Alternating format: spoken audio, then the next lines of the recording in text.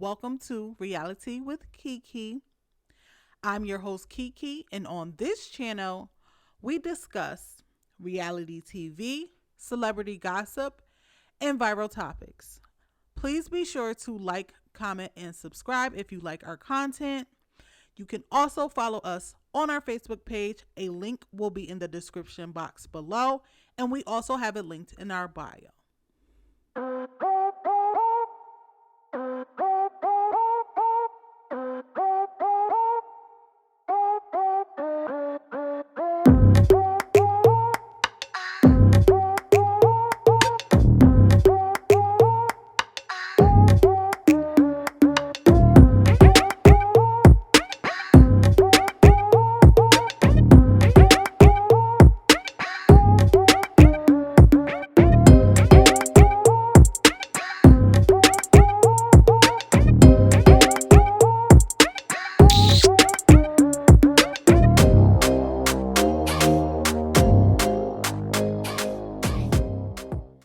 All right, so Black Ink Crew, Chicago. All right, so we start this episode continuing on with the conversation between Ryan and Anthony. Ryan slept with Anthony's wife. They were supposed to be best friends. And I ain't gonna hold you, Ryan is fine, and everybody knew that. And I know it would have been hard to resist Ryan, but that is dead wrong. Like, you know that this man is best friends with your husband. Why would you do something like that? And throughout the conversation, it's just like, Ryan, I don't know. It's not enough effort for me because obviously, like, there is nothing you can say that would change the circumstances or make things better. But he's just like, you wouldn't understand. I was going through a lot. It wasn't about you. It wasn't about our friendship when, like, it should have been about your friendship. Like, if my best friend did something like that to me, it would be on site. Every single time I see you, I'm beating your ass because you are dead wrong. And I don't know, like, it just feels like it wasn't random the way it happened and just his reaction now with dealing with the after effects. He probably been wanted to do something with that girl and wanted to try it, and when he had the opportunity, he tried it and succeeded.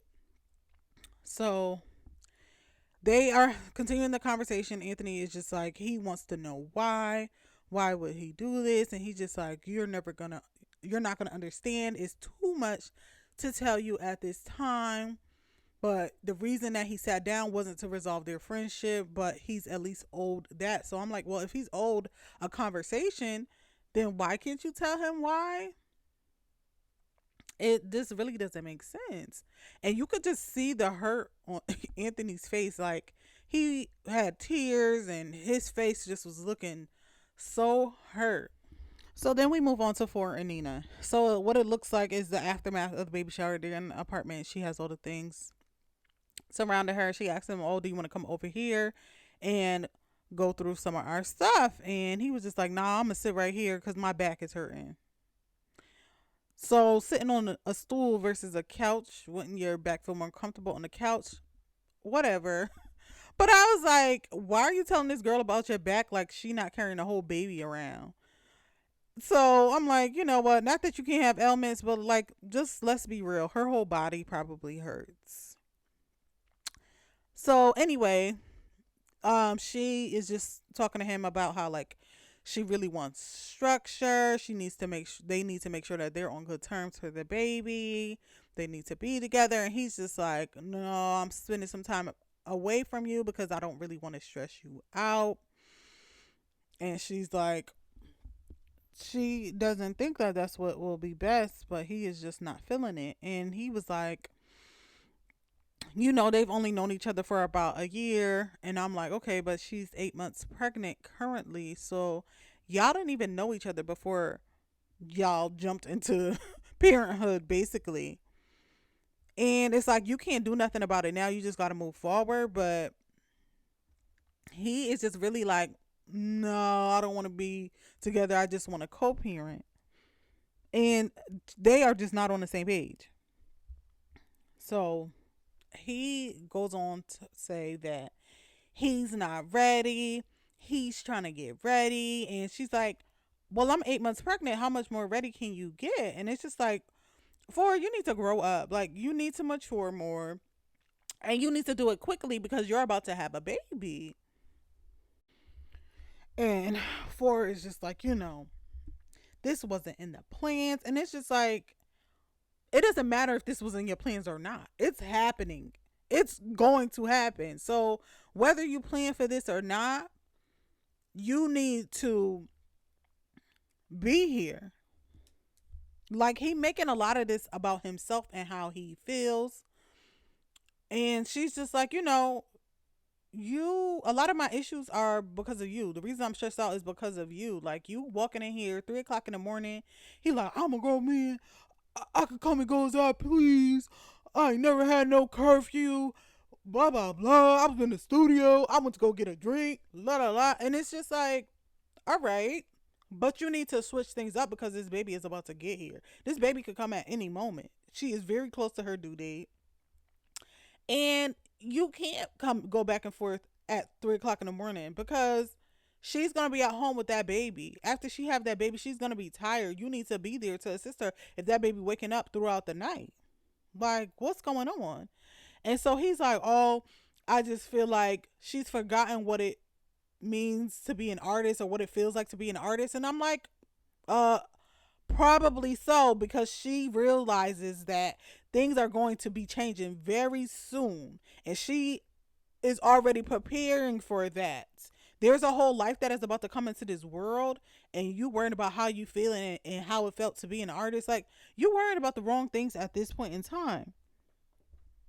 So she also said that she feels lonely, and it's probably because he is out all night, probably come home, sleep during the day, and then heads right back out.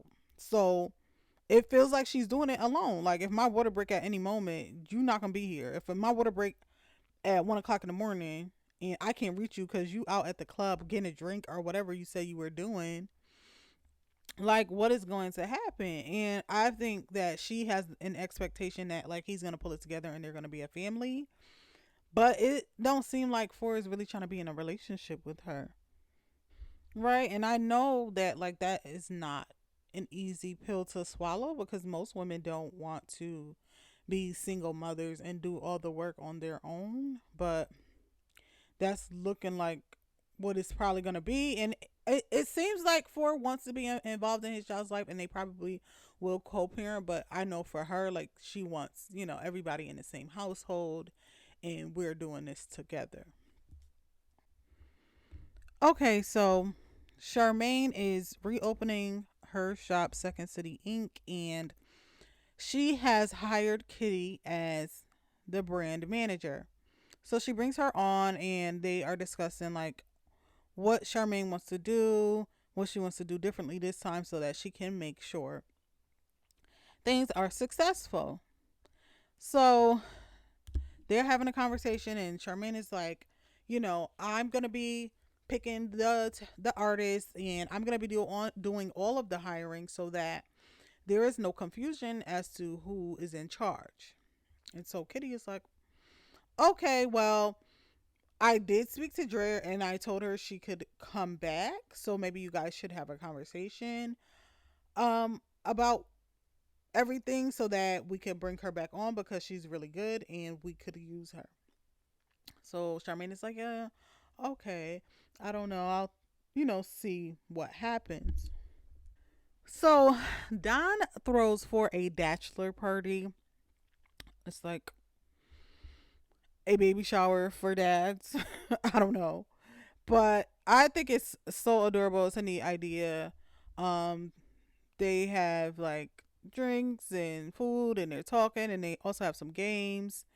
And one of the games was for how to dress a baby and he was like on a timer, so he's like rushing and he kept messing up and was like dropping the baby, and every time something was happening they was like, oh, oh.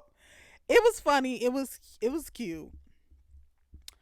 So Ashley calls Nina and she thinks it's a good idea to do a pop-up on a bachelor party just in case the fellas are into something inappropriate. So I'm like, I don't know why y'all would show up to something that y'all weren't invited to. Especially for like Nina and Ford, like they are not on the best of terms. They always arguing. I don't think that this is a good idea. And for Ashley, like, girl, as much stuff that you've been into it with Don, if he doing something, you ain't going nowhere. So what's the purpose? So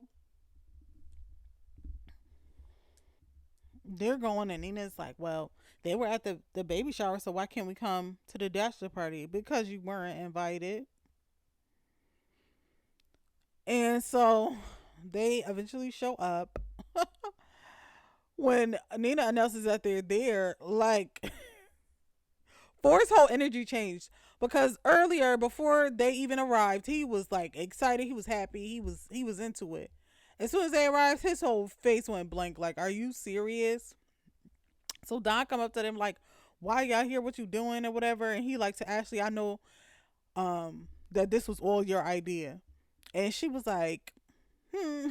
She was like, "I was just trying to see where the strippers was at." Like, and then she trying to act like oh, I'm a changed person. I'm not that jealous wife anymore. I'm not gonna go crazy. And it's just like, girl, who are you trying to fool? Who are you trying to fool? Because we know how Don get down.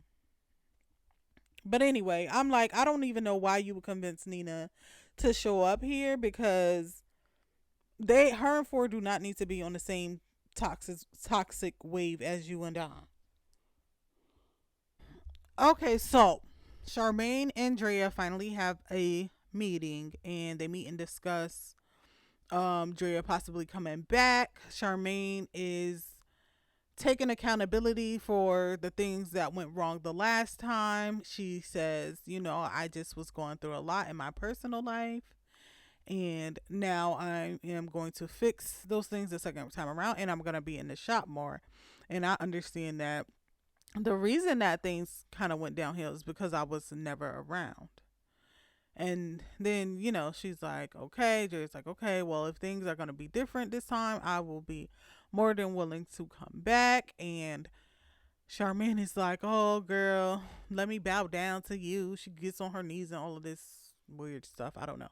And I was like, oh, okay, so they're going to work things out. Okay, so Nina tells Ford that they need to have a sit down with her mother so they can have a conversation about the issues that they're having. Because Nina's mother sent for a long text message, calling him all types of stuff, saying he was a POS and he don't love himself, so he will never be able to love his child. And Ford was really offended by a lot of the things that she said to him. So Nina wants Ford and her mom to just get along because she wants both of them in the delivery room once she is in labor.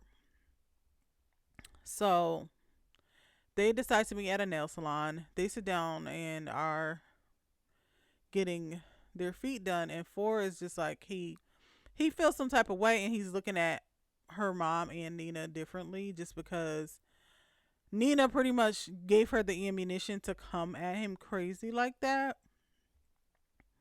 But anyway, they proceed, and he attempts to have a conversation with her mom, explaining what he felt and why he felt the way that he felt, and she was understanding, and he just kind of was going over the issues that him and Nina was having, and her mom was seeing his perspective as well and was like, Nina, I didn't raise you like that. Nina started getting angry and she starts flipping out on him. And we know that Ford is a runner and he is not going to just sit there and argue. So he decides that I'm not gonna sit here and argue. I'm done. I'm leaving. Like, we're not doing this. So it pretty much ends there. For it's just like he's cool on the relationship. He doesn't want to be controlled. He feels like Nina's trying to be controlling, and he's done. Like, so you guys let me know what you thought about this episode in the comments below, and I will speak to you next time.